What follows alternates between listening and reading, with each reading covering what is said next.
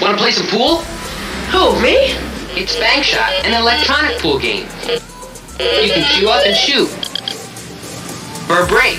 Wow! You can plan cushion shots.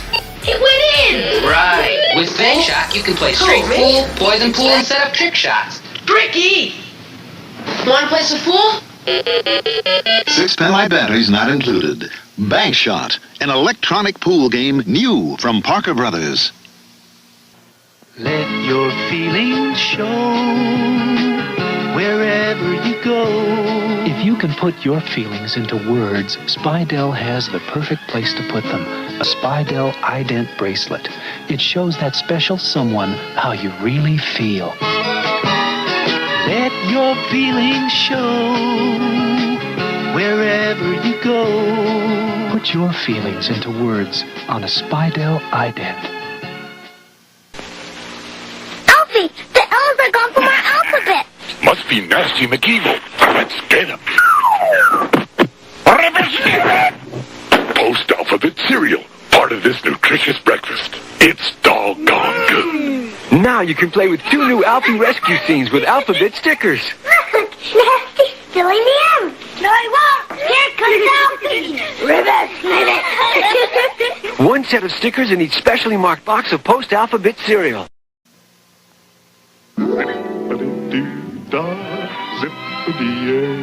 It's Uncle Remus telling it as it is about all those wonderful critters. Brer Rabbit, Brer Fox, Brer Bear. Hey, there ain't nothing in here except beans. It's warm and alive with excitement. It's that zippity doo-dah picture, Walt Disney's Song of the South, rated G. Now playing at theaters and drive-ins everywhere. Check your newspaper for one near you. The Oregon State Beavers take on the Portland Pilots Saturday at 7:30 on KPTV 12 Portland. Great American Furniture's Christmas sale is going on now, and we have a tremendous selection of great gift ideas. Like our biggest selection ever of top-quality catnapper recliners in vinyls, velvets, Herculons, and leather. Right now, you save 10 to 30% while our supply lasts. Or just for the fun of it, these versatile high-back scoop chairs only $39 each. Use our convenient credit plan and don't make your first payment till next year. That's Great American Furniture in Beaverton. Now that you've had a drink, oh, what a time to think. Wow, I could have had a V8. You start the wheel, I'll shape the clay. They made it. They made it With Pottery Craft.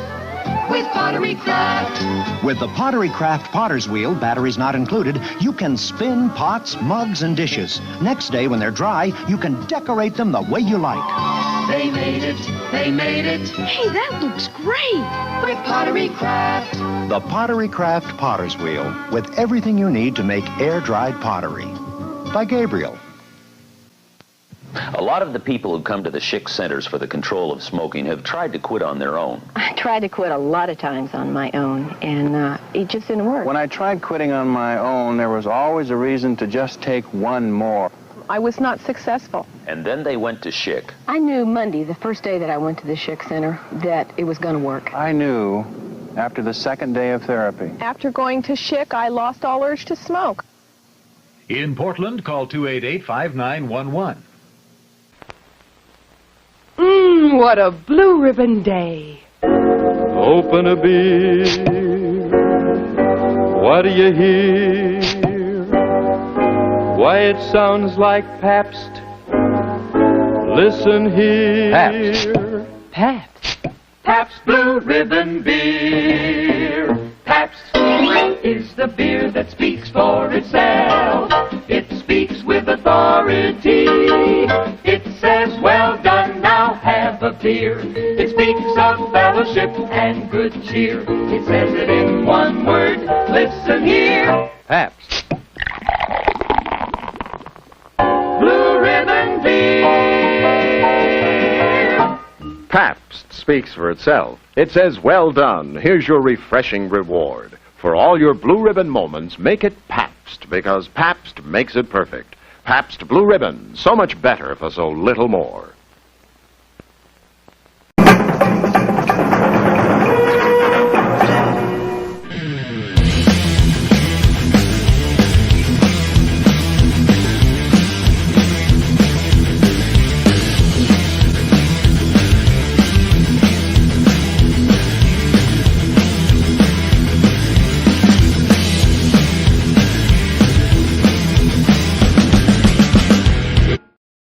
What up, cyberspace cadets, cyber fam, and fan boss galore?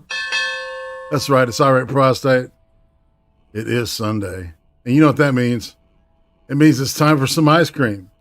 And you know, ice cream is a fantastic little treat that we give ourselves, you know, from time to time. And most people see ice cream as a treat. And to me, a treat is talking to somebody I'm interested in, or somebody that, you know, I just want to, you know, have a conversation with because they're cool. And today's guest is no exception to that, but he's not here. So what I'll do is I'll sit in and we'll give it a little wait and then see what happens. And if not, I'll keep rolling on some stuff. But I can always talk to the lovely chat, the people that I show up for, including of course Modus Operandi. I salute you, Uzi Q. I married you. Duck Dog, I would walk you like a dog. Madness, greetings. Shadow Cat, hey, what's up? And Mr. Scott J87, what's happening? So just hanging around, having just a laid back Sunday afternoon. Was jamming to some Stone Temple Pilots earlier, and just Interstate Love Song is like the perfect pop song. It's one of those. There's a couple more pop songs that are just banging right on in my book. I don't know about y'all. Hey, nobody, not me. What's up, Turish? Greetings, sir. It's good to see everybody hanging around. We're just sitting here waiting for Neil to show up. I don't know what happened. He showed up yesterday, and I didn't know it because I was trying to take a nap. Possibly. Hey, Becca, what's up? Yeah. So I was asleep yesterday, and he had shown up. But anyway, it is neither here nor there. You know, some things just aren't meant to happen. Oh, Bubba. I didn't have it. You know what? I didn't even really have anything prepared as a backup, and I usually do that. And I apologize. I was probably going with just reading stuff, you know, looking at stuff on YouTube. Nothing, you know, sticking out. I mean, you know, it's the usual shit.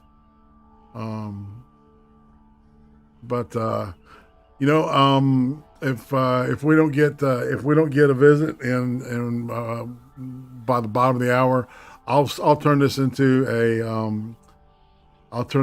whipped cream, and we'll just we'll go from there. I may open it up for people to hop in. And the last time that happened, it got weird. It got fun because certain people showed up. Bonnie Sacco. So anyway, hope everybody's doing good. What's up, Nathan? Greetings, sir. Hey, Becca, what up? Madness, what's happening is a fun channel. It is, man. That is a good, I like Shane and Nico. They're really cool people.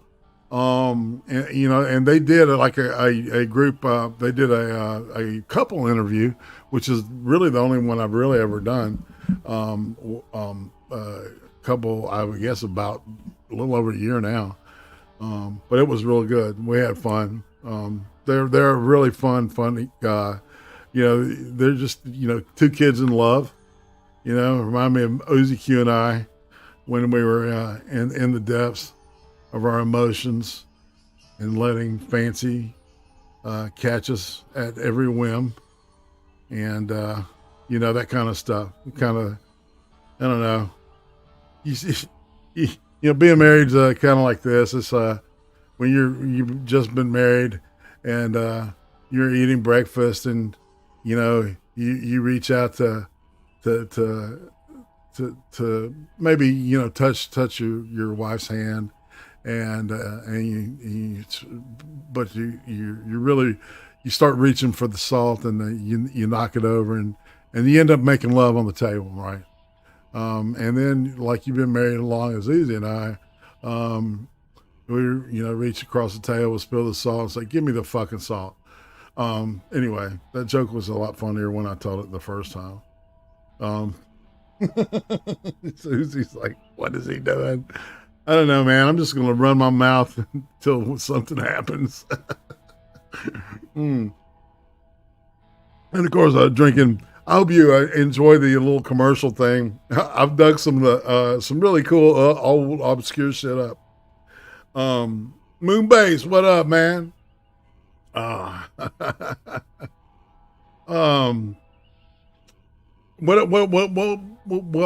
I'll have to do is, you know, because since I've got the whole environment set up for Neil, is have to do a whipped cream type thing, which I've done before.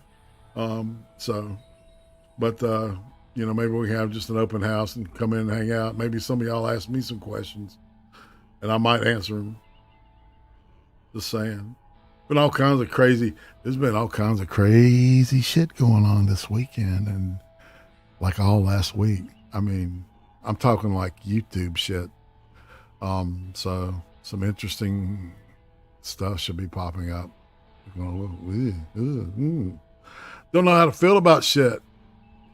People going at each other. Man, them damn Australians just don't know when to quit. Ear juice and fucking suit are still going at each other. You just like, stop, y'all. It's like, you know, I don't know, man.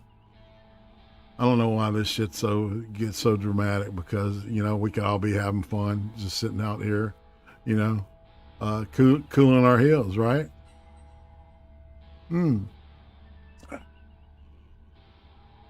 So let's touch base. Dr. Functional, greetings. Mr. Scott J87, Moonbase Radio. Boom, madness. What's up, Spittle Buggies? Mr. Scott, Moonbase. Becker, what's up, fam? And Nathan Rita, I said hey to you earlier, and Buck Dog, and there's Cronin and Turish. I can't remember if I said hey to Turish, and I know I said hey to nobody, not me, because I like that name. It sticks out.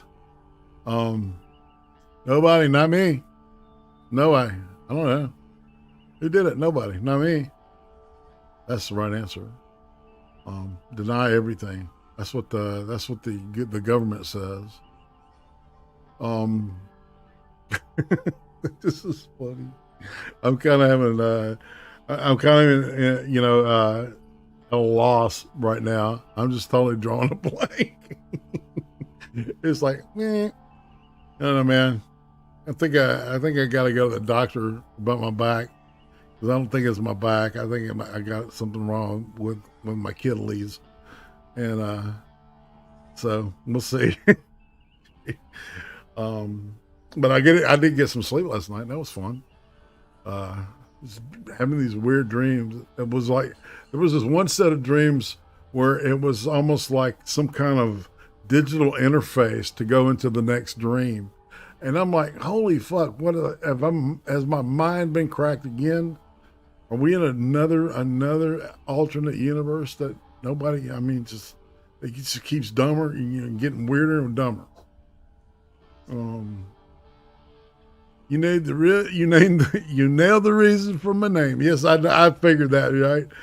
Who did that? Nobody, not me. Mr. Scott says, I got Spinal Tap. Oh, you got a Spinal Tap coming up. I thought you were going to play the movie. Yeah, that doesn't sound fun at all, dude. Yeah, my thoughts will be with you, bro. Sleep is a myth. That's debatable. It's like I had this deep discussion with this dude one time. Hallucinogens may have been involved or may not. I'll leave it to your imagination. But we were discussing whether we were the person that we were when we were asleep, dreaming that we were who we are then, or the people. In other words, am I the dream, and is it, or are we both real? The reality that occurs in the dream realm. I don't know. It's something to ponder. I don't know. I always get introspective. I'm that kind of tripper. It's like I get very introspective, and I love that because there's a whole universe inside everybody's in everybody's mind.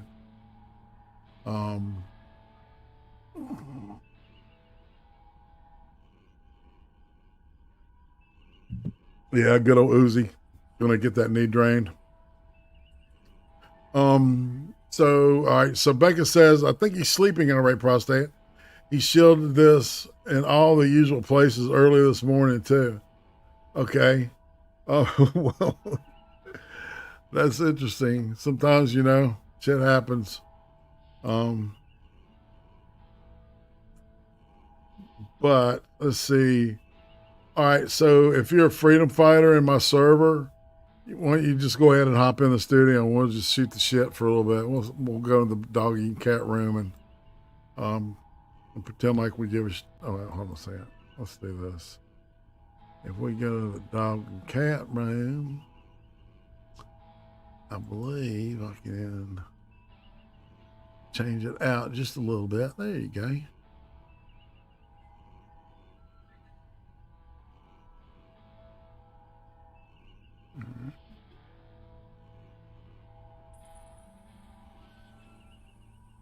All right. There we go. I don't think we're in Kansas anymore, people.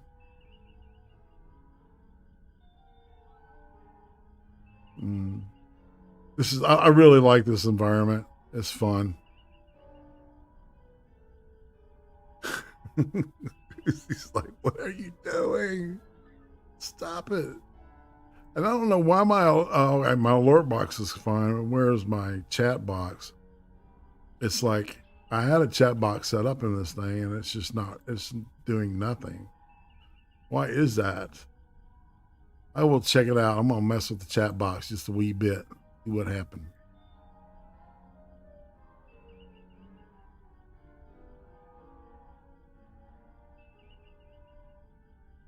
Well, that was not working either.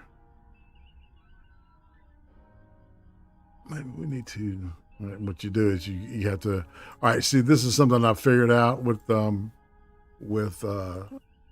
with slobs, I mean, Streamlabs OBS, is that when they update stuff, like the chat box and the alert box and all that shit, you have to uninstall it and reinstall it or literally go to the page and look at it.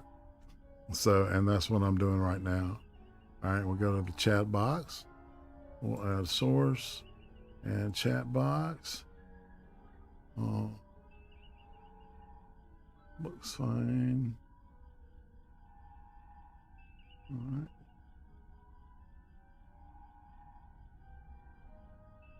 Yeah.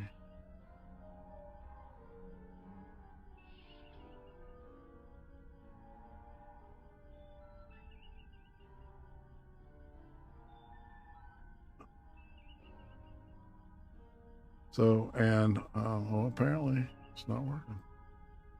Oh, let's go. Let's see what we can go over here. Yeah. All right. So, yeah, it's not going to work. I don't know what the hell's going on. I tried to fix it, y'all. Man. Anywho, all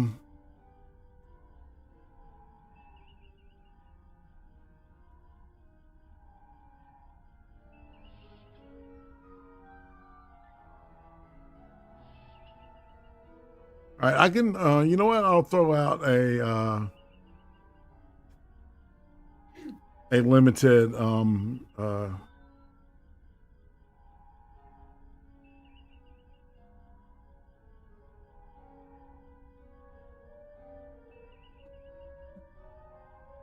hold on a second.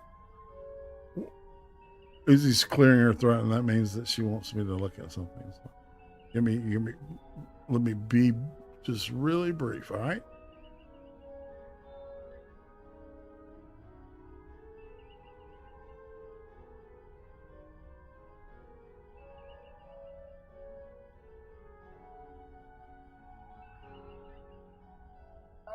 Hey!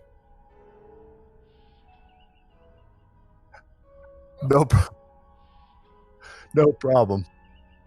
It's all good. We're just here to shoot the shit with you. Kill some time.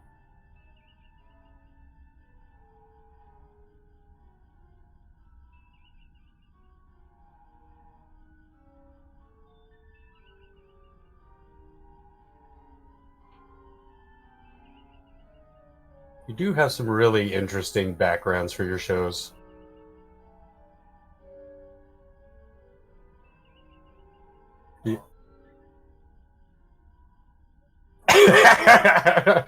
Y'all aren't muted, but I am. So anyway, howdy bigots. That's right, Shio. What's happening? Colleen, greetings. They're the green room. Thank you. All right, fam. Yeah. Thanks, Becca. Right. Boomer. Yeah. Yeah, man. Well, it's not a genuine IRATE prostate product unless it's got boomer in it. Just a wee bit, even. So psychedelics, they're the work of the devil. I'm telling you, man. Yeah, but we're getting into deep conversations like that. And then there was the time where, like, I figured out the key to the universe. And of course, I couldn't remember it, once I woke up after I had gone to bed. There's always that stuff, right? Yeah, dreams always weird me out. Yeah. Yeah, that whole digital interface thing was like, holy smoke, man. It's like, almost made me think maybe we are in a simulation. Maybe we're not. I don't know. Did the cat move past the door twice? I don't know. What does that mean? It means there's a glitch in the matrix. It's usually when they're rewriting the code. Oh. Sorry, obscure reference to the Matrix. No, it's been so long since I've seen the movies, man, Oh, really? Yeah. I just rewatched them a couple months ago because, I needed to be reminded of how good the first one was and how the other two were. Yeah. Have you ever compared it to Dark City? Oh, yeah. Yeah. Yep. I always thought that there's almost shot for shot, like some copying going. I don't know. Anyway, who am I? Well, the tonal moments are definitely there. They line up.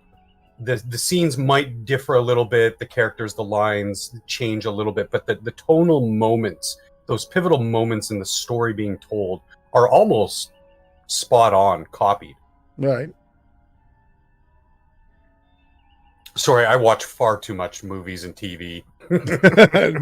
Dude, I try. I still get some in. The other night we saw this movie called Psycho Goreman. PG. Oh, yeah, where this little girl gains control over this demon alien thing, and it's funny as shit. I recommend that, man. It's just you know how like this reality's been pounding our asses. I mean, you know what I'm saying? Like we're prison bitch on BBC night. But that movie is it cracked me up so funny. It was funny as shit. So it's a thoughts on the Crow. The normal stuff. There's always the normal stuff, like waking up one day and your back is killing you, and when you talk to the doctor about it, they say you're in the process of passing a kidney stone. That's kind of normal. And then there's the turn on the news and you're like, oh God in heaven, is there anybody smart left in Washington? Or any government institution? Man. It would be frustrating if it wasn't so funny, and it would be funny if it wasn't so frustrating. Right. You know? Amen. Yeah. It's funny you mentioned Psycho Gorman because a good friend of mine recommended that to me a couple weeks ago. I got it, and I still haven't watched it. But I've seen the trailer. I was like, okay, I have to watch this movie. Yeah, it's a fun one. Yeah, dude. It's fell by the wayside because I was doing all that research for, and by research, I just mean watching Star Trek again and again and again for the Star Trek streams. Yeah, Becca, talking about the French stuff I've been sharing with her lately. Some of the French extreme horror, like oh really? Martyrs, and I believe we watched Raw, which is interesting. Both of those movies are just, oh my god. La Interior, I believe is how you say it. And older movies or more recent, or they're of the teens, Okay.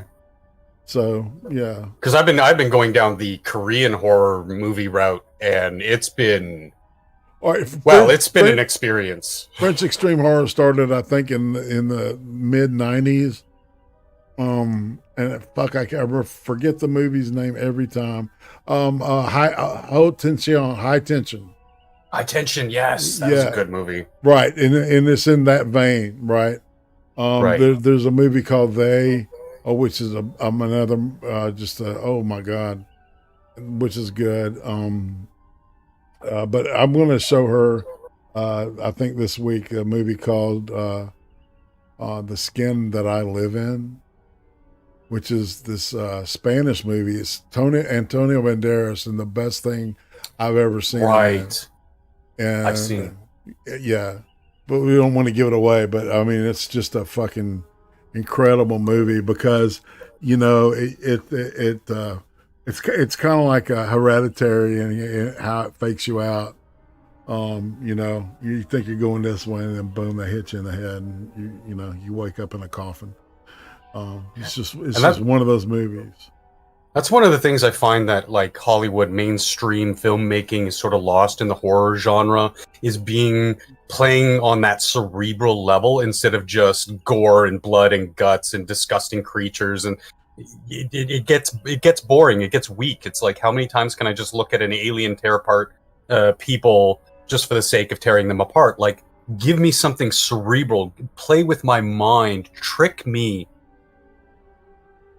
Play with my emotions, get me scared on that visceral level, and so that when the gore does happen, it'll affect you so much more. That's why the old gore, like Alien, was so effective. Not because you saw people being torn apart or aliens bursting out of chests. It's because you didn't expect it, and it messed with your mind. And just when you think that you were safe, bingo, you turn around and it's coming out of the ventilation duct. Well, it's interesting. Uzi and I watched the movie From Hell, the old Johnny Depp movie about Jack the Ripper. Yeah. It's Alan Moore. It was Alan Moore limited series comic thing. And I've got the originals. But anyway, there's this man. It's really well shot. There's this great contrast with like there's this one shot, man, where it's like a silhouette of the London cityscape with just a red sky behind it, man. And then there's a scene where the killer pulls this one woman in this dark alley. You can't see what's going on, but you see the knife flash a couple of times. And I mean, and it's just like the whole great horror lets your brain be part of the deal. Yeah, a good horror is just like dating a woman. Don't give it all away on the first date. Build up to something, make it special, so that when something does happen, it's affecting the viewer on multiple levels. And bringing it back to Alien and From Hell, you have these great camera shots, this great production, and good acting that plays in with these cerebral tones in the story that just give you that entire visceral experience. Again, something I think movie making and TV making as a whole in the mainstream these days just isn't doing well. And everything was off camera in that too. Just like if you'll notice, like if you ask anybody the movie Halloween, okay, and some people will say that's the bloodiest movie I've ever seen. There's not a drop of blood in that film. Not watch the movie again with that in mind. Most of the violence is implied, and that's the Mandela effect that really lends itself to a movie like that, because that's the viewer's imagination filling in the gaps, right? And that sort of builds that connection between the viewer and the art, where there wasn't any blood, but the people think that there was, because that was the message, the tone being portrayed, not the visual. Here it is. Here's everything. First date, give it up. Right. I totally understand that. It's just a really cool level of sophistication. I will let's see. I'm gonna throw the link out and just for people to hop in and hang out with us. This horror talk is good. I'm jamming with it, and but I don't want Roasted to feel left out. What's been going on today? What's been going on today, man? See, I haven't hit the news yet, so. I haven't really looked at the news today either. My kids are visiting their mom, so it's I get to be just me weekend. Just me and Colleen hanging out. Dates and such. That's right. Yes, dear. That's what we're calling it. We're just hanging out. This is a PG show. That's right. Nice. But to be able to go shopping without the kids in tow, to be able to go out to eat without it costing me $100, little things like that. Sure, yeah, just being able to breathe without having people looking over your shoulder waiting. Plus, I was up a little bit late watching one of our friends and the rather dumpster fire of a stream he was having. So I think Uzi was watching that for a while. Yeah, that was fun. Yep. Mantine, his Saturday hardcore drunk streams never fail to deliver on just something golden. And if nothing else, it's entertaining. Well, that's the whole point. It's always entertaining if you look at it a certain way. The biggest entertainment last night was the new friend that we made in the form of Mrs. Parker. Yeah, dude, that was crazy, man. Yeah, she was killer. Don't you got? They'll say the got word. I'm like, oh, okay. I saw what she was doing. got. He didn't even realize that she had him dead to rights, and he wasn't smart enough to figure out that inviting her into Sir Adamantine's stream would put him right in the bullseye with a spectator audience going, "Oh yeah." Yeah. You get up in, man, Johnny Bond. It's cool. We're just rolling around, just shooting the shit. Lazy Sunday shooting the shit. That's right. Yeah, I haven't looked at the news either. I tend to give because I stream late at night on Saturdays as well. So I tend to give the rest of my weekend just sort of a reprieve from the big events of the week, and You know, have Roasted was just saying, have some me time. That's right. I don't have kids, but yet. So I can take a look at CNN real quick and see what important stuff they're saying. Right Derek Chauvin's conviction isn't true justice. How do you figure he was convicted 3 times for the same crime? Kamala Harris cements her place in Biden's inner circle during a consequential week. She's the vice president. If she's not in his inner circle, then why is she still there? Really. It's been really weird how they've been playing that shit, you know?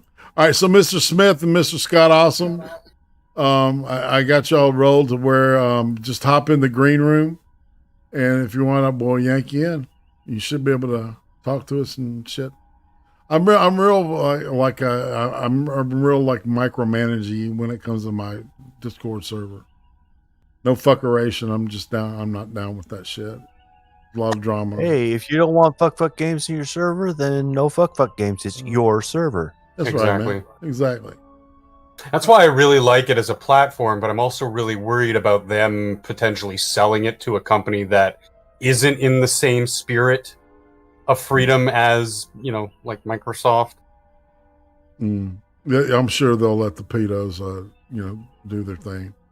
So They'll sell it to YouTube. They'll sell it to Google. Google will hand it over to Susan, and it'll go from Discord to disconnected.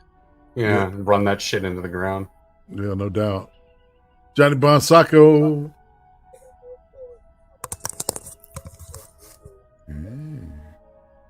This bitch ain't even ready, Johnny. Come on. Come on, man. Come on, man. There he is. There he is. What's I'm up, here. man? So what the hell happened to Neil? I don't know, man. You know, occasionally shit happens. You know. I like to imagine the best case scenario. He was getting some for far too long. And Hey, he's just passed out right now. Out of There you go. 140 shows, this has happened 3 times. So, you know, Not bad, man. that's right. That's pretty good. Yeah. See, and that my deal is I get kind of anal about the dates and stuff, and so I try to schedule the show out like at least a month in advance, right? And so, and I don't know that people, you know, it's like some people see that as, you know, a good thing, and some people don't, you know, because life can be spontaneous and shit. There's Scott, Mr. Scott Awesome. Welcome, Mr. Scott Awesome. You can there you go. Oh wait, you're bringing the window liquor on? Yeah, I'm out. Oh no. Hello. I love Mr. Hello. Scott. Something about glass houses, not Rolling Stones, Johnny. Hey. I've listened to your Hey show. now. I've listened to your show. I know what's up. He does, man. All right, that's fair. That's fair. Were you gonna talk, Mr. Scott? No dead air, man. Come No on. dead air. No dead air, You went from- motherfucker. You went talking about Korean horror movies. Did you ever see the one with the guy who's hunting a serial killer? No, I haven't. Oh, whoa. Oh yeah, man. Oh, what is the name of that movie? Couldn't think of it. Is it the one where where the bodies are like 2 of the bodies are hidden in a coal truck? That sounds about right. Right? Yeah, I know exactly what you're talking about, man. That is a great movie. Korea is really hitting some notes, and so is Indonesia. It's really, I'm kind of like black and white with Indonesia stuff. I don't know, either I really like it or I really don't like it for some reason. I don't know what it is. But I like their the way that they perceive horror. They do the ghost. You talking thing. about The Chase? The Chase, maybe? Might be it. He goes after one serial killer and he ends up finding like a whole little group of them. Oh, that sounds interesting. Oh, and then there's the one where, all right, so the guy, the serial killer, in Japan, like trains a guy to become a serial killer in Korea. And what was the name of that movie, man? There's just like, they keep coming. And what I like about Korean movies the most, though, is they tend to be more like Hollywood films. They're really well produced, well done. I'm not saying that, some of the others I'm talking about aren't, but it's just, I don't know, it has more of an American feel to it, to me, for some reason. I don't know. They definitely put a lot of production value into their movies and a lot of heart. There's a lot of craft behind it. I find, though, when they try to make like an American movie through their lens, like a rom-com or an action movie, that they're basically trying to make a Hollywood film, I find it falls flat. Because I'm not watching their cinema for movies I can find here. I'm watching their cinema for, like, their really good, like, Cthulhuian horror type stuff is drawing from their own cultural zeitgeist of stories that makes it fresh and interesting for a Western viewer like myself. And with that heart and that conviction behind making such a movie, and don't get me wrong, the money as well, it makes just a beautiful, beautiful piece of work. There's this one show on Netflix right now about a bunch of people locked in an apartment complex, and there's all these monsters and shit. The apocalypse seems to be happening and everything, and it is cerebral. There's lots of good production value in acting, and it's drawing on monsters that I've never even heard of because I'm not from that part of the world. I didn't grow up there. Right, I hear you. Yeah. There's some good Turkish shit out there too. There's a movie called Baskin. Have y'all seen that? My name's Carol Baskins. Not Carol Baskin. I've seen Turkish Star Wars. Yeah, that's God. That's a fucking classic, man. I don't. How they think they can get away? I mean, how did they get away with it?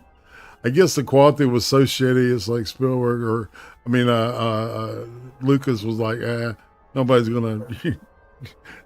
It's not gonna matter. It doesn't matter. Yeah, right. It's like watching some kids playing with lightsabers while recording it on a VHS camcorder. It's like, yeah, technically it's an infringement of IP rights and blah, blah, but nobody gives a shit.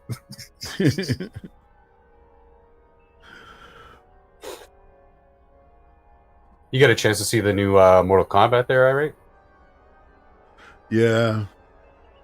Oh, that didn't sound too good. Dude. Okay, all right. So there's some momentary excellent fights, of course, fight scenes, right? Yeah. But I mean, the story is all over the place. It doesn't make sense kind of in some you know what I'm saying? Like in a lot of places, it's just like, what the fuck? I would kind of wish they could write some plot to go with all that action sequence. What I wish they would have done was just throw them in a fucking, in the tournament and just make the tournament happen. And you're just like, you have to just keep up with it, right? And that way you won't know who the protagonist is until they win the tournament kind of thing. Right. And you can set up backstory and all that shit in the sequel. Motivation. Yeah. Right. Because I think that a lot of, MK's appeal is some of the coolness of the characters. Right. And it went from a Kung Fu game, to this, to a certain, levels of mastery of Kung Fu, you acquire like magical powers and shit, Yeah. And they kind of just, I don't know. It was difficult for me to watch. I don't know. Chat, did any of y'all see that? And, do you concur with me, or hit 1 if you agree with IRATE, or 2 if you don't, and hit 3 if you didn't see it or haven't seen it yet. And I apologize for spoiling it for you if you're not going to see it now because of what I said. But I'm just me, man. I somewhat don't want to see it. I have no interest in this. I don't know why. Right? Are you a gamer? Right. Yeah. I don't do the fighting games though. But it kind of looked good there for a while, but I still don't have an urge to see it. I really don't. Right. It's more a go ahead. That was from the generation of video games, the last great generation of arcade style video games where you got the cabinet and the store that's full of places where you can lose quarters. Yeah, That arcade. game by itself probably cost me $200 or $300, and I dropped another $150 on Primal Rage. Oh, I love Primal. Oh, that was a good game too. Yeah, see, that's why I wanted to see it. Is I remember going to the arcade to play this damn game. So, but no, just not enough. It's like King Kong and Godzilla. Love both of them. Have no urge to see it. No desire. And I heard that was really good. Yeah, it was, man. I enjoyed every minute of it. They did really well, and they came up with a better solution this time than they did back in the 60s for who won the battle. Yeah, it was really. I really dug that, man. It was well done. I like the scenes. Were believable. Like when they had King Kong, like chained to the boat. You thought that was believable? Yeah, man. I bought that. I really did. That was the scene I was freaking out because I was like, this is fucking utter trash. You have this 8-story tall monkey jumping on an aircraft carrier. That aircraft carrier is going to break in half. Nothing about that movie made any fucking sense. It's an American aircraft carrier. Give me a break, man. But hold on, the fight scenes were kind of cool, but everything else, I was so like in disbelief. That's my rant. And we're gonna agree to disagree on that shit. No, I'm of the mind like you enjoy. Man. You enjoy what you enjoy. I enjoy what I enjoy. I can critique something and still enjoy it. Like I thought the first Avengers movie was utter crap, but I could still turn off my analytical brain and be like, Hulk smash. Okay, yeah. so has anybody seen the Winter Soldier, Falcon and the Winter Soldier? Oh God, series. Yes. I watch everything, so yes. Yeah. So, well, there is. I don't want to spoil it. There's Jack Gunski's in here. Bring Jack in. More the merrier. Hey, Jack. Hey, how's it going? Groovy. We're just talking about the horror movies. Falcon and the Winter Soldier right now. Oh yeah, that's right. Yeah. Did anyone see what's his name? Critical Drinkers video on it? No. Oh, it was beautifully sarcastic. If you're not familiar with Critical Drinker, he's like this. I think he's Scottish, but his thing is that he sounds drunk and angry all the time, but in like a funny way. Yeah. And so he plays the whole video as though it's the greatest series ever made, and it just comes up. It's really sarcastic. It's really, really very funny. Because Marvel is just kind of shit, isn't it? Am I the only one that feels this way? It's just kind of shit. Yeah. If they were a little bit more careful to stay true to the comic book canon, I would enjoy it a little bit more. But yeah, but I mean, all right. So here's my deal. All right, the whole series was okay in my book, right? Until the last 5 minutes of the whole fucking series, and it was you mean with Endgame? No. Or the TV show, the TV series, Falcon and Winter Soldier. It was like it was. Because it was Marvel's been woke since the fucking 70s. I've got a comic book called Black Goliath from back in the day. Yeah.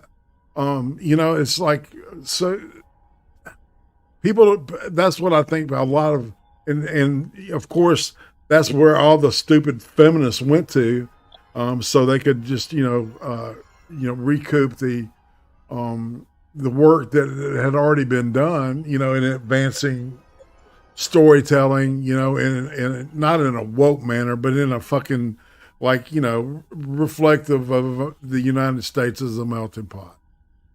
Well, Marvel has always dealt with social issues. Yes. They just haven't been this ham-fisted. And it's when they started getting on track with this big ham-fisted nonsense is when Marvel Comics almost died until the movies, the first to Captain America, Iron Man, etc., really revitalized their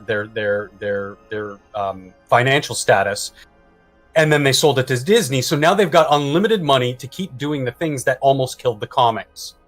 And being ham-fisted in their wokeness. And because remember, X-Men in the 60s, it was about inclusion and, dare I say it, diversity. But it was the diversity of thought and philosophy, not diversity of just, oh, well, you're purple, I'm orange.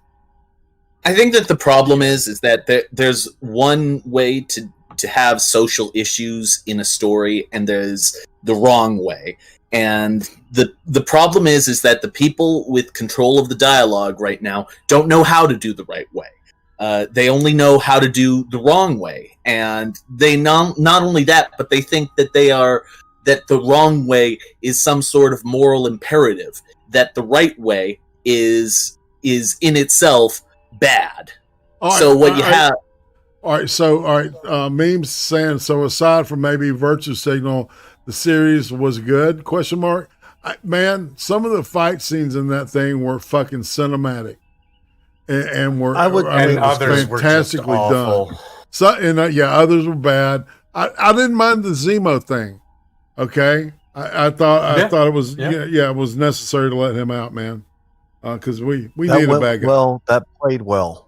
Yes. The only thing that I had a problem with, honestly, was them revealing who the power broker was. I know, man. I don't like the character choice that they did there, but that's a difference of opinion. I called it, dude. It was like, it was obvious to me. Yeah, I was hoping not. I was hoping not the entire time. I was denying and Colleen was telling me, dude, come on. You've known this the whole time. I'm like, no, it's not.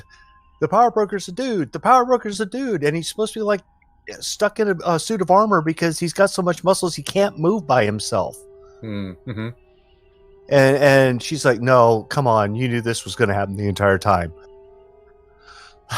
And I got to correct you, Irate, because Zemo wasn't the bad guy. The bad guy was mob racism. From beginning to end, they're throwing shit at you like, oh, maybe it's the terrorist chick, maybe it's Zemo, maybe it's this. But no, the entire theme of the big bad in the series was American racism, and it's like, wait, what? No, why couldn't there have been? So I saw somebody argue that he was literally a nationalist symbol and was fighting because they're literally Antifa, right? They want open borders, one world government, control. There was the human flag, right? Go ahead. There was a note at the end of that I really liked, and that was when Falcon is explaining, jamming this down their throat is not going to change their mind. And he's explaining that to both sides. You cannot force this down everybody's throat.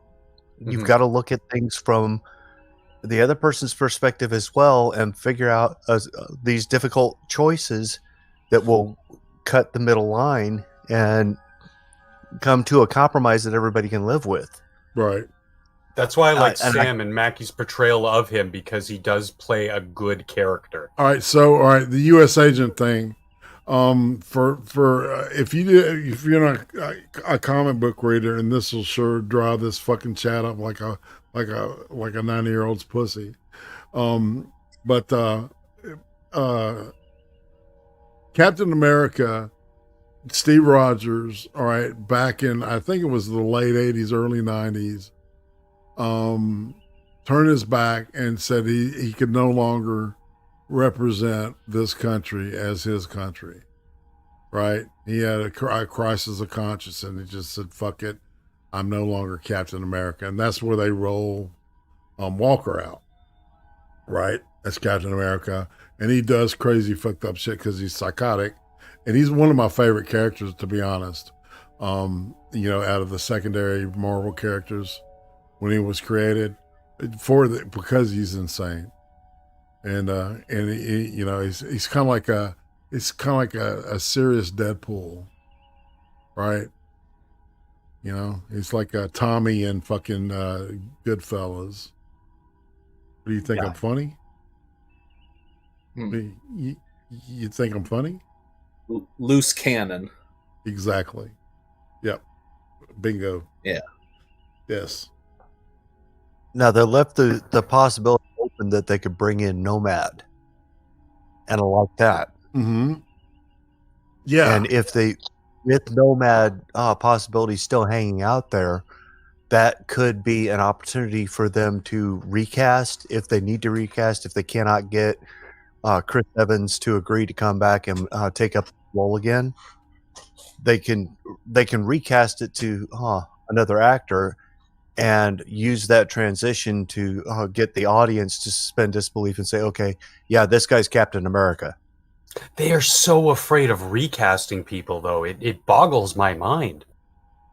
Well, yeah, it's because that's the whole nature of the Hollywood business in the first place, right? Is that they're afraid of doing things differently, because if you do things the same, then things will never get worse. That loss aversion that scares them. It's a guaranteed success because it worked before, right? Yes. And they're terrified to put out something that might just have even just a scintilla of creativity in it, because for that reason, they're terrified of creativity.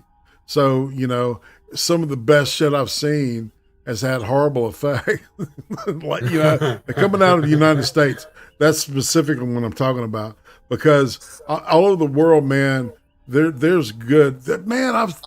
All right, so there's a Russian Avengers movie.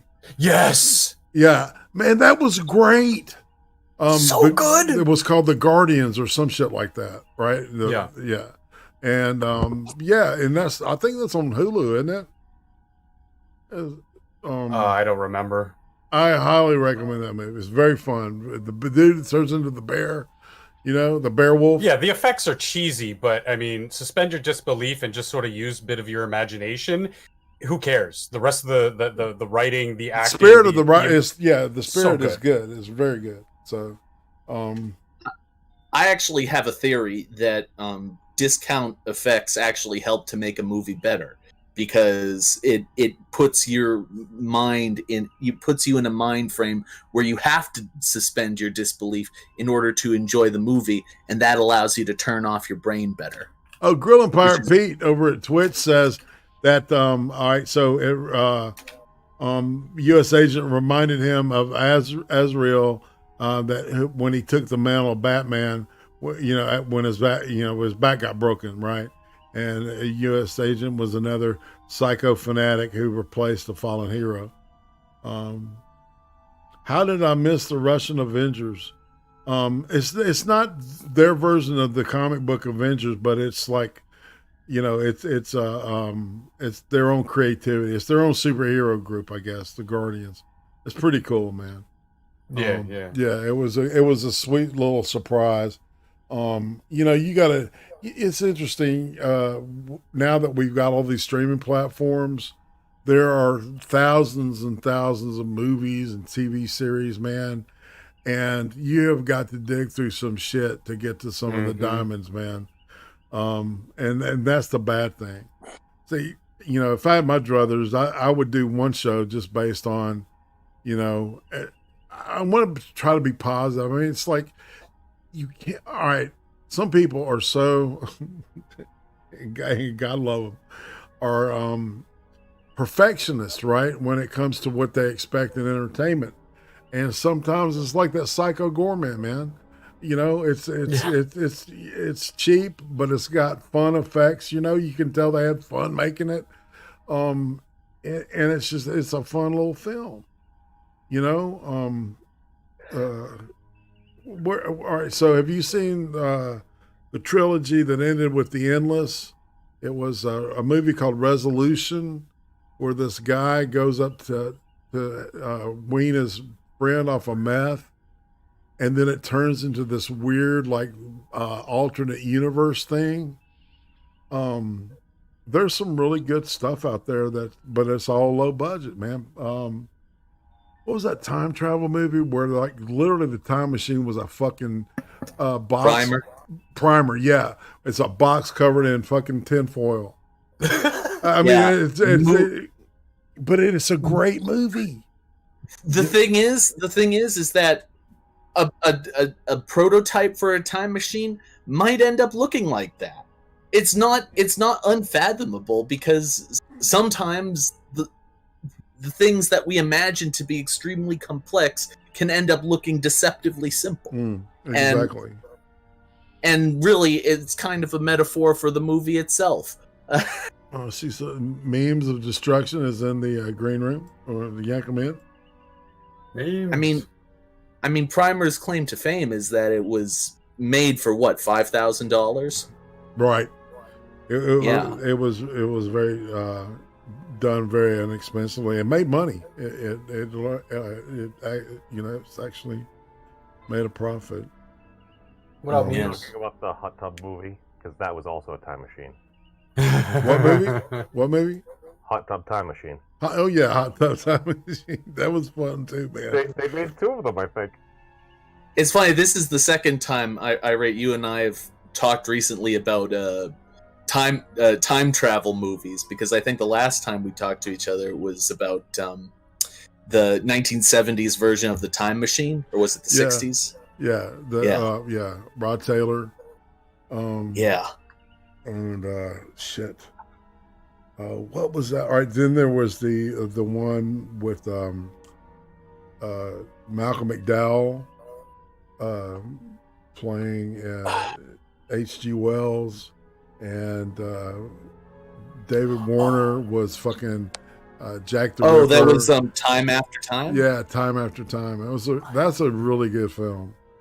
I haven't seen that, but I vaguely remember watching it a long time ago, and I want to watch it again. And even Somewhere in Time, man, which is it's a lot of emotional pathos. It's a chick flick, man, but I guarantee you'll get some watching it with your woman. Just saying. I'll keep that one in mind. I calls it like I sees it, as it were. The one that I love for low tech. About The Expanse recently. I'm binging on that. I'm getting ready to finish up season 5. Dude, It's so good. And we were just talking about how something can be low budget and still be quite effective, and this does that. The first season was done for comparatively pennies, and in the last season, in the last 2 seasons, because they had that Amazon money, oh my god, it just adds to it. It doesn't take away from anything. It just gives us a little bit more popcorn with our viewing entertainment. It's one of those series where I'm like, they either could have done this on a shoestring budget, and for some things, yeah, you splurge on some effects and everything, but modern technology is out there. There are these things you can just download for your phone and stuff, just be shooting Kamehamehas and stuff like that, dude. I remember when I first got on YouTube 12 years ago, it's wait a second, could I do this? It's well, there's After Effects. That seems like a lot to learn. I'm gonna Not really. Well, that's the thing. I look back on it, and it's I always enjoy doing these things, but I saw it as a time sink, and I think I felt it with World of Warcraft. When you're don't get me started on WoW. When you're done the series, means you and I have to have a sit down. What series are y'all talking about now? The Expanse. Oh yeah. Oh fuck. It's on Amazon Prime right now. Oh and yeah. It's full. Oh no, yeah, no. Before the first season was done on a shoestring I'm a true budget believer, in dude. Vancouver, Canada. Yes. On Sci-Fi Network for literal pennies. Yeah, that was a great investment though. The two writers, they knew what they were doing, man. And I've read. I need to catch up. There's 2 books now I haven't read that I've got to catch up to it. It's like Game of Thrones in space. Exactly. With nothing lost from the greatness that was the earlier seasons of Game of Thrones. I'll talk about the last 2 seasons. Christian Avar-Sarala is a fucking fantastic Sheree character. Adasalu. Oh my god.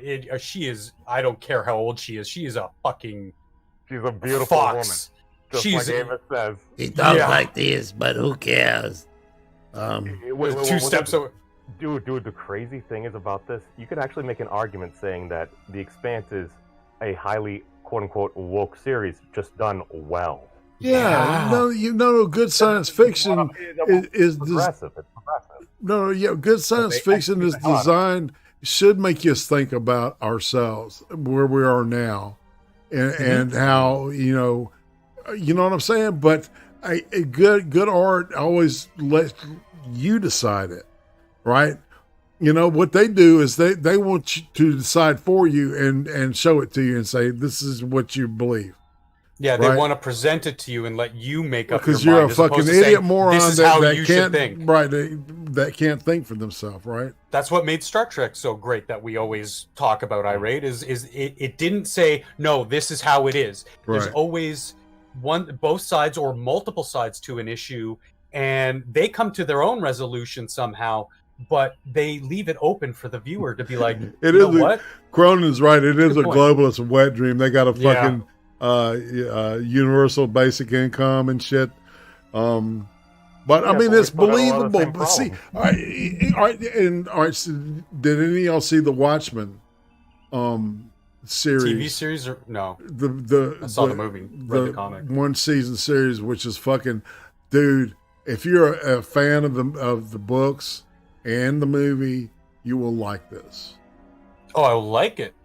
Yeah. What if I just watched the movie? Because I only just watched the movie. I did like the movie. Well, all right. So no, you won't. Because it takes place after the book. This is what I heard. It kind of like, if you read the series, it kind of went more along with the series, whereas the movie was kind of a one-off. Right. The movie, Right. they had to do.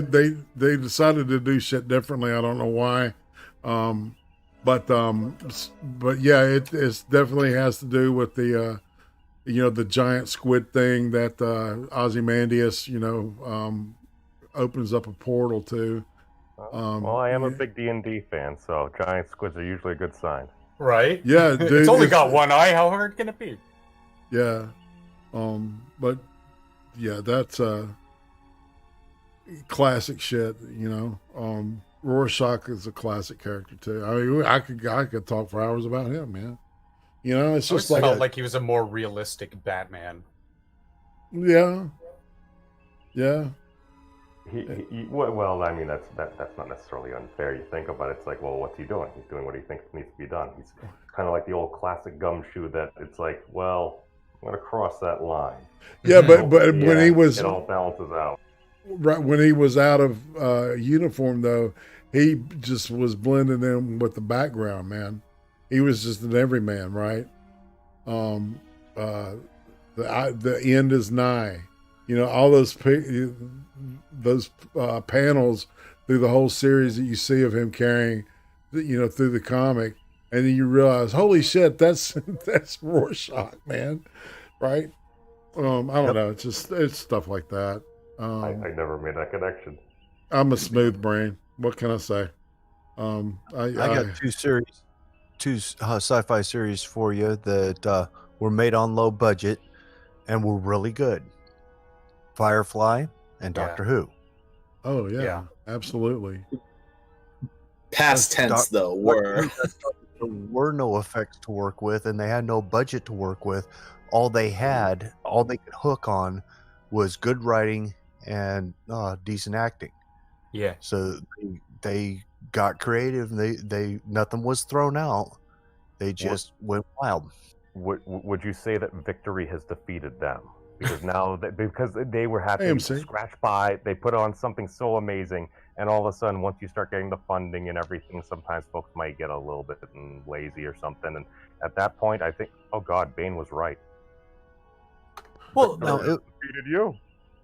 It was an environmental thing. The BBC, in particular, over the last several years, has been staying steadily more woke than the general population, to a point where they're now starting to cycle out through talking heads and newsreaders because they don't fit the intersectional model. So I think are what they doing? Did they listen to Falcon? Are they looking at both sides and actually having conversations, or are they just kind of just trying to force it down people's throats? Oh no, they're forcing it down people's throats. You will like the female doctor. You know, I would have been fine with the female doctor if they had come at it a different way. But first introducing the female doctor, then telling the fans to quit whining. You don't have any right to complain about this. That just means that you're prejudiced against women. And then they retconned the backstory on the doctor to make the doctor originally female in the first place. And at that point, Did you they know, really? they lost it. Yeah, they did. Oh man. Because even with the one just before that, Angry Eyebrows, he's a great actor. But Peter Capaldi. Capaldi, thank you. Even he couldn't save it from the downturn in the just shitty writing. Yeah. And it only carried over to Jodie, where it doesn't matter who's in the lead role. If the writing is that trash, it's just not going to work. Yeah, but Matt Smith was arguably the last good iteration of the Doctor. No, my favorite Doctor is the one that could play guitar. Definitely. You mean? I mean, I personally wasn't. I like Peter Capaldi. I thought it was great. I love Capaldi. I loved him as the Doctor. I just didn't like the show. It was not good writing. Well, that's always, yeah. No, my favorite of all the new ones is Eccleston, the first of the reboot, because he was sort of like that no guff taken, still kind of whimsical because he's still the Doctor, but hard to task kind of guy. And I was like, hey, that's a cool re-envisioning of the Doctor. That's a combination of several character traits from the older school, from like Tom Baker and them. Right. So I think at that point it's personal choice, it's personal tastes, rather than just having good writing like the Tennant series, the Eccleston series. They had decent enough writing that the Doctor could be anybody. My favorite story arc from the new series is the River Song and Doctor story arc that began under David Tennant and ended under Peter Capaldi. Yeah, where she's going backwards. That was an interesting twist.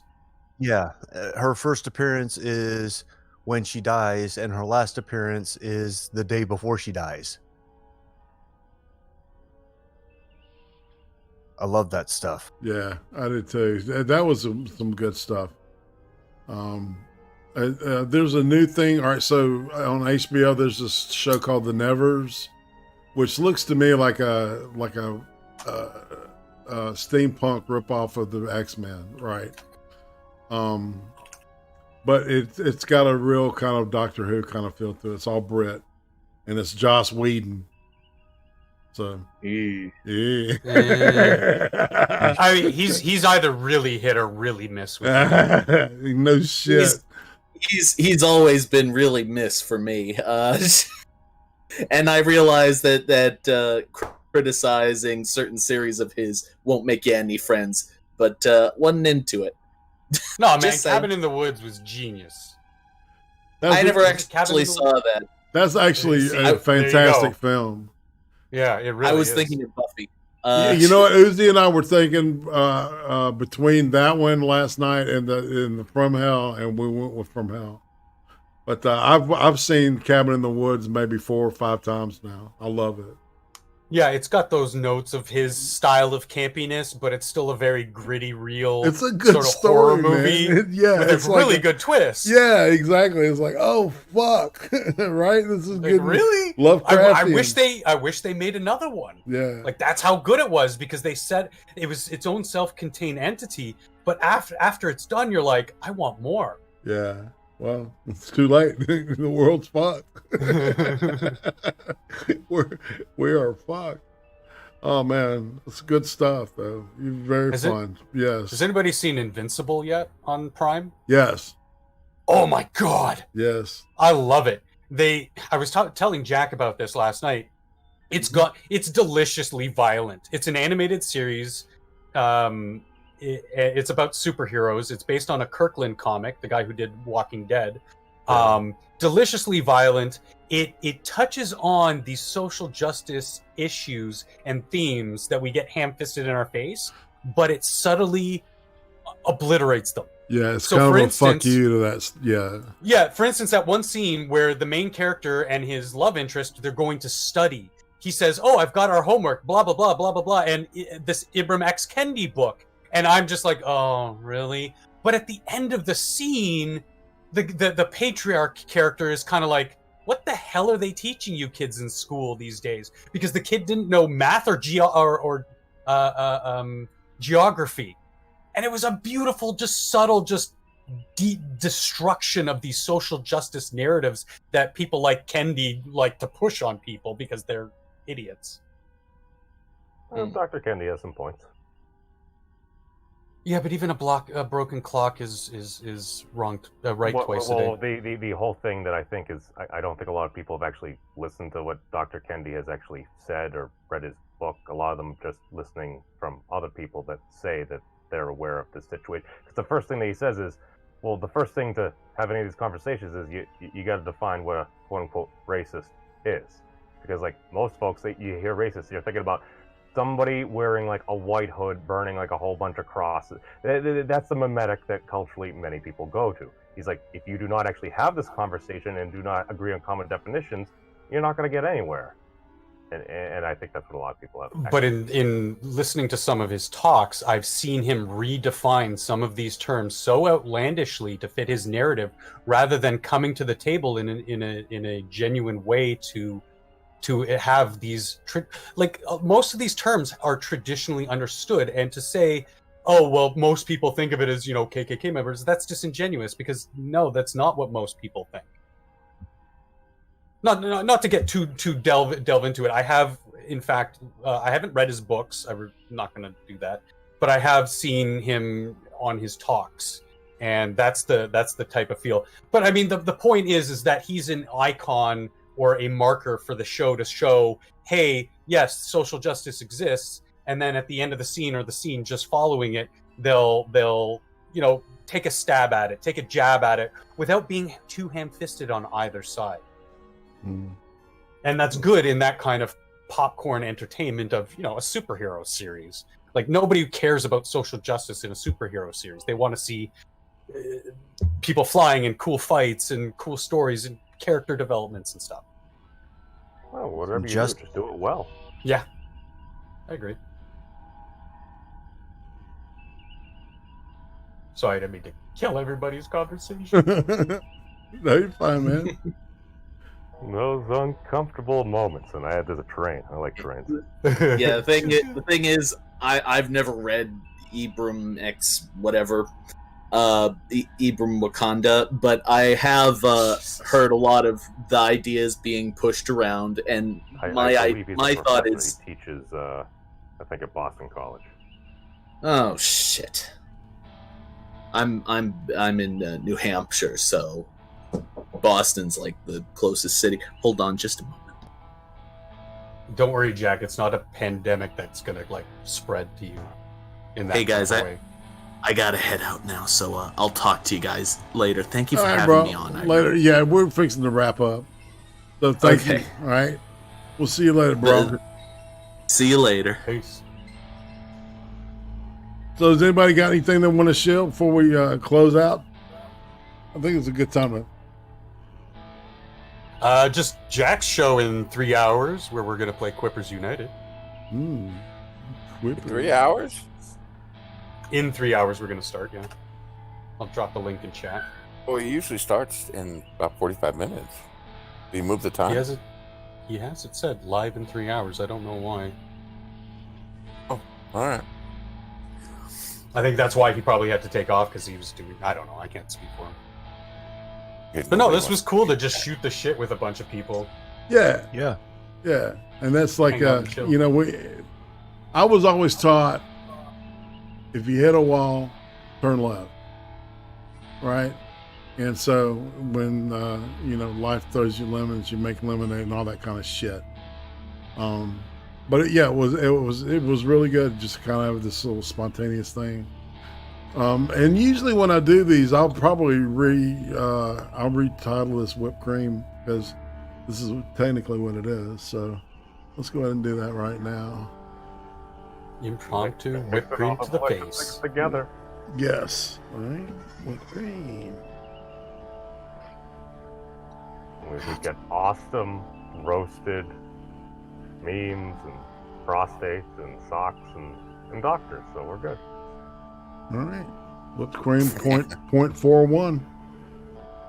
And socks. Shit. When I say Johnny Bond, you say Sacco. Johnny Bond. Johnny Bond. I had no idea what I was starting when I sent you that, man. You thought I was gonna let that shit go, didn't you, buddy? Well, yeah, man. You know, we were introducing Trippy to Mr. Chan Chan. I'm like, see what you missed, man? I do like sucking dick. Clip it. Oh my god! Oh boy. Anyway. All right, so let's see. Anybody else want to show anything real quick? We're going to be on Mr. Moose channel at 8 Pacific, 10 Central, 11 Eastern. For NO 2.0. Hey. Nice. Hey. And to me, tomorrow, Beck and I are going to be, I don't know, man. I watched this thing. If you have Amazon Prime, there's this thing called Cannibal Island, and it's a documentary about a real place that happened in 1933 under Soviet Russia, where they were just arresting people on the streets that didn't have papers, and they sent them all to this island. And it was like fucking battle royale. The real deal. And there was lots of people eating people. It was a controversy within the party under Stalin. It was a controversy to Stalin. Think about that. You know, the man who said 100 deaths is a tragedy, 1,000,000 deaths is a statistic. Yeah. Right? Yeah. You have to be to freak out a guy like Joe Stalin. Exactly, man. Yeah, that's fair. Yeah, so yeah, that's and if I can find some stuff on that, man, I would love to talk about it. If not, I've got this interview with this lady who lived in China, and she lived from through the Great Leap Forward and through the Cultural Revolution, which was, you know, we're going through a version of it right now. So, and she describes what the Cultural Revolution does in detail, and it's it was very informative. So, I watch a lot of really horrible shit because, you know, it makes me grateful for what I got, right? Yeah. You know, don't complain about how small your pecker is. At least you have one. Right? Yeah, Riley. And on that note, all right, let's say goodbye, everybody. And we'll head on out. Hey, memes. All right, are you still doing the Saitama thing? I've taken a short little break. Whoa. I know. Laziness, total laziness. Well, I'm fucking with you, man. I have additional content. I haven't released it yet, and I'm gonna just try to. I've also gotten feedback that a lot of people felt like they felt bad after watching those videos. I'm like, all right, well, I'll just put them back on my workout channel. I was just using those as filler content for the algorithm and stuff. Just in the meantime, I'm like, all right, I'll just get back to my standard trolly nature. More fun. I'm probably gonna be doing something tomorrow on Modern Mimetic Theory, probably like 4:35 Eastern Standard Time. Cool. All right, we'll keep an eye out for you, as they say. And on that note, let's say goodbye, fam.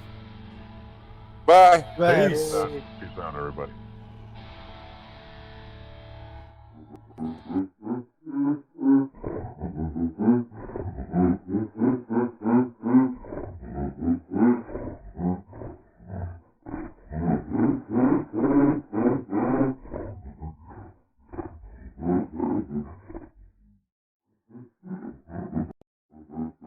Later, y'all. We'll see you tomorrow.